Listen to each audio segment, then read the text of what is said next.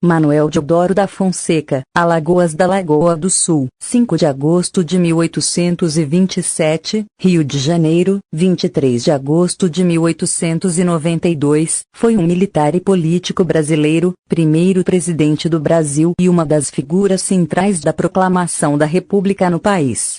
Vice-presidente: nenhum, 1889-1891.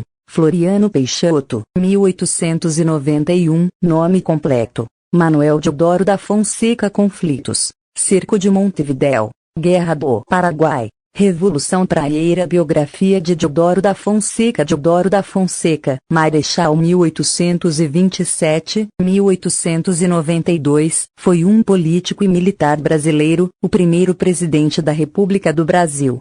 No dia 15 de novembro de 1889, decretou a proclamação da República Brasileira. Marechal Manuel Deodoro da Fonseca nasceu na cidade de Alagoas, hoje Deodoro, no estado de Alagoas, no dia 5 de agosto de 1827. Filho do vereador e militar Manuel Mendes da Fonseca e de Rosa Maria Paulina da Fonseca, tinha 7 irmãos e todos entraram para o exército. Em 1843, iniciou sua carreira no Colégio Militar no Rio de Janeiro, completando o curso de artilharia em 1847.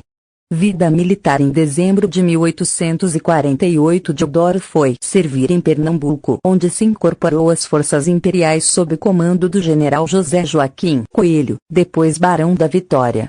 Em 1849, como segundo-tenente, ajudou a abafar a Revolução Praieira em Pernambuco.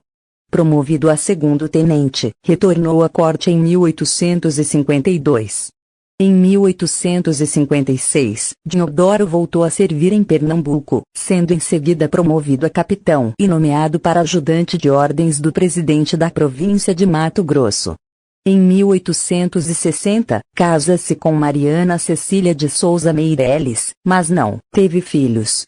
Guerra do Paraguai. Em 1864, Deodoro da Fonseca seguiu em um dos batalhões da Brigada Expedicionária ao Rio da Prata. Participou do cerco de Montevidéu e, depois da capitulação da capital uruguaia, partiu para a campanha do Paraguai. Sob o comando de Osório e depois de Caxias, lutou com bravura durante 6 anos no Uruguai e depois no Paraguai. Regressou como herói, no posto de coronel, com medalhas conquistadas por atos de bravura. Em 1873, Deodoro obteve a promoção de brigadeiro. Nessa época, abolicionistas e republicanos buscam a adesão do exército.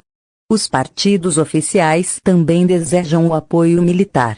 Em 1885, Deodoro é então nomeado vice-presidente da província do Rio Grande do Sul. O objetivo era transformar Deodoro em um grande conservador e esteio militar do regime. Em 1884 foi promovido a marechal de campo. Em 1886, o Barão de Lucena regressa à corte e Deodoro assume a presidência do Rio Grande. Campanha abolicionista. O movimento pela libertação definitiva dos escravos intensificou-se depois da Guerra do Paraguai, que terminou em 1870, na qual se destacou a participação gloriosa de milhares de negros que morreram em defesa da pátria. O exército assumiu a defesa da abolição e se negou a perseguir os negros que fugiam. Proclamação da República. O ideal republicano já havia surgido no Brasil através de vários movimentos, tanto na colônia, Guerra dos Mascates, Inconfidência Mineira e a Conjuração Baiana, como no Império, Confederação do Equador, Sabinada, Guerra dos Farrapos e a Revolução Praieira. Mas foi a partir de 1870 que as ideias republicanas se propagaram rapidamente e várias províncias criaram os seus próprios partidos republicanos. O Marechal Deodoro da Fonseca, o mais prestigiado oficial daquele momento, aceitou a chefia do Partido Revolucionário Evolucionista, apoiado pela aristocracia cafeeira do Oeste Paulista e pelos militares do Exército, sob a condição de que o movimento ocorresse sem violência.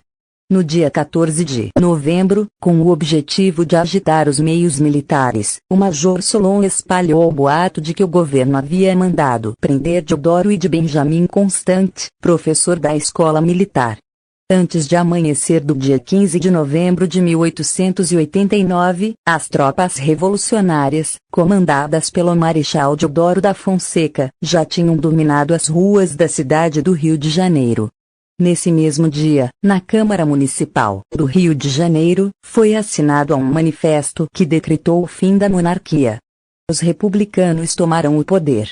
O governo provisório Deodoro da Fonseca assumiu imediatamente o governo provisório, devendo permanecer no cargo até que fosse elaborada uma nova Constituição. No dia seguinte à proclamação, o primeiro Ministério da República foi formado e as primeiras medidas estabelecidas. No dia 21 de dezembro de 1889, foi convocada a Assembleia Constituinte, que deveria elaborar a primeira Constituição da República Brasileira, que só foi promulgada no dia 24 de fevereiro de 1891.